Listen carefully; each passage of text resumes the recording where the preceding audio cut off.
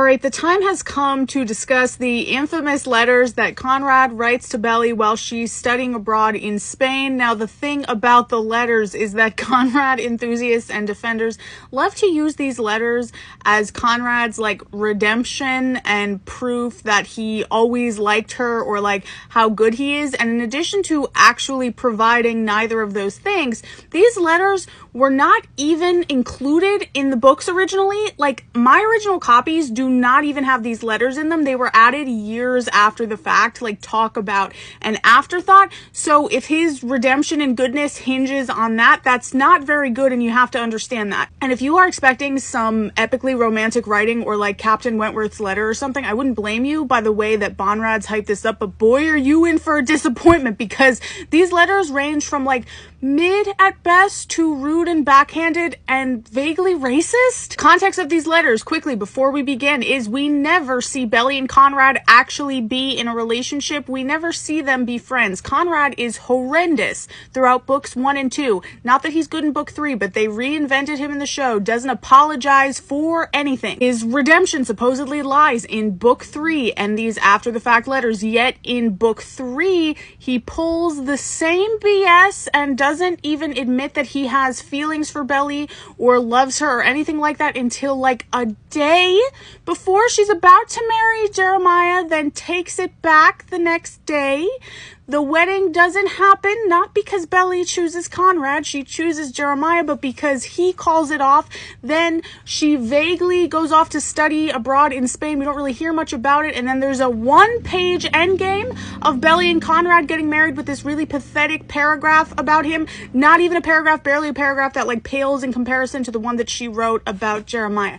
But let's dive in. First letter. And first of all, I'd like to say that I really do not like Laurel's involvement in these letters. I have my words about Laurel and her Team Conrad agenda and that entire family and their Team Conrad agenda, but that's for another time. So this is the first letter where he sends her Junior Mint, and everybody uses this as like, see, like he always loved her. Like he didn't go there to flirt with that girl. He never says here that he didn't go there to flirt with that girl. In book 2, he admitted he tried to hook up with that girl. So he says, like he sends it to her and he says, I probably spent like 30 or 40 bucks trying to win you that bear.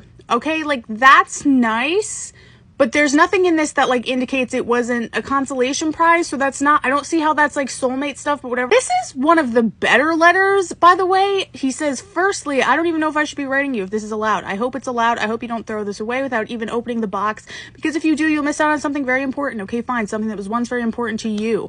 I went over to your house to fix your mom's computer. I went into your room to use the printer and I saw Junior Mint sitting on the bookshelf looking incredibly pathetic. Remember him? Polar bear, wears glasses and a very stylish scarf. I won him for you at the ring toss. Do you remember how you used to go and look at the polar bears, blah, blah, blah. Probably spent 30 or 40 bucks to win you that bear. Apparently, he misses you irrespective of the fact that you left him behind. He feels lost without you. I'm serious. That's what he told me. Pathetic, right? So here he is. Be nice to him with you. So here is Conrad once again reminding Belly that he exists. But whatever, you want to romanticize that, fine. Now the next letter is the Sour Patch one, and here you will see that Conrad only knows that Belly likes Sour Patch Kids because Laurel tells him that. That was not something in the book. In the book, we can talk about this again. Belly does like Swedish Fish, and the gas station scene is Belly's stomach rumbling and Jeremiah running into the gas station to get her crackers while Conrad sits there and does nothing. I don't like this letter. I think it's rude. He says, Dear Belly, this is weird writing you like this. I think the last time I wrote someone an actual letter was a thank you card to my grandma.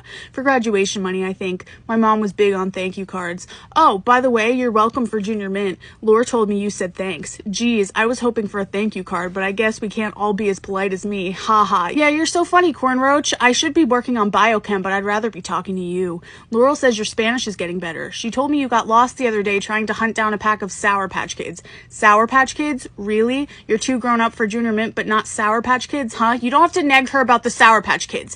Here's the biggest bag I could find. It's economy size. Next time I see you, I'm sure you'll be toothless, but happy. I really do hope you're happy. This one is just terrible and speaks for itself. Dear Belly, so far I've written you 2 letters and you've written me, well, none, which is fine. Go ahead and feel free not to write me back. Seriously, don't feel obligated or anything, even though I've sent you 2 handwritten letters and 2 gifts. Yeah, wonderful. But seriously, don't write back. I'm serious. It's better this way. I like getting my news secondhand from Laurel. Speaking of news, she told me you met some Spanish guy named Benito and he rides around on a scooter.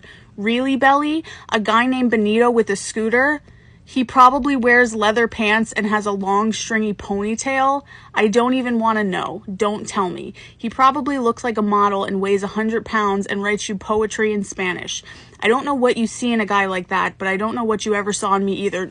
Same, cornstarch. So I guess there's no accounting for taste, right? Don't forget, don't write back, Conrad. If you think that letter is like good or romantic, reevaluate, because everything about that was a major absolutely not. This next one actually makes me want to rage.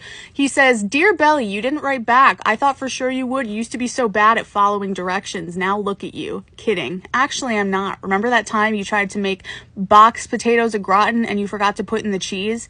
Speaking of potatoes au gratin, your mom made some for Thanksgiving. Laurel invited us to dinner, my dad and Jer and me. I wasn't sure if Jer would come. He shouldn't have. But he did. It was awkward as hell. But then Steven put on football and we all just sat and watched and it was better. During the half, Jer asked if I'd heard from you and I said no. He said you'd been chatting online. He said you'd cut your hair shorter, that it makes you look older, more mature. Then Laura showed us pictures of when she came to visit you. I want to go there someday. I heard you aren't hanging out with that guy Benito anymore. Don't say I didn't warn you.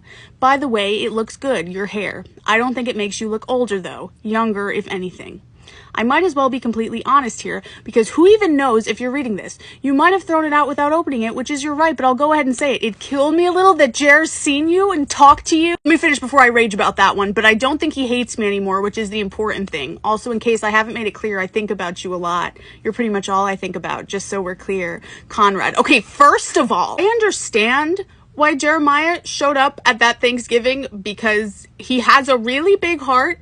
And because, like, he doesn't want to be alone because he doesn't have any other family. But nobody at that Thanksgiving table honestly deserves to see him, and nobody there values him. And oh my God, I hate that he was there and that Conrad has the audacity to be like, well, it really killed me that Jer is talking to you. Maybe because Jeremiah is her best friend, was her best friend for like most of her life, and they actually dated for 2 years, and you did what?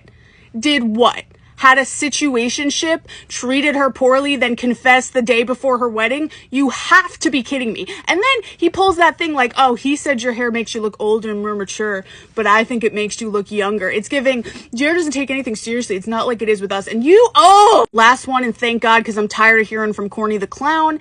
Dear Belly, it's Christmas here. I guess it's Christmas where you are too. I went to the summer house for a few days. I kept thinking I'd turn around and see you stuffing your face with chocolate pretzels or sliding around the downstairs living room in those god-awful mistletoe pajama pants. I bet my mom bought them for you. Can you ever just not? She used to buy Jeremy matching Christmas sweaters. There's one horrible family portrait of us all in red button-downs and reindeer bow ties. It's basically a blight on humanity. I hid it in the attic one night and no one's seen it since. If you've been a very good girl this year, maybe I'll show you when you come back. My gift to you. Oh, you're kidding. I hate his like be a good girl thing. It's so ick, and I want to talk about that, but are you kidding me? You know what you could give me? A letter back. Hell, I'll even take a postcard or an email, anything. I just want to hear from you. Too bad. I want to know how you're doing. By the time you get this, Christmas will have passed. I hope it was a nice one. Merry Christmas, Belly. Remember last year, me and you at the summer house? Best Christmas of my life. That's sick. She was with Jeremiah.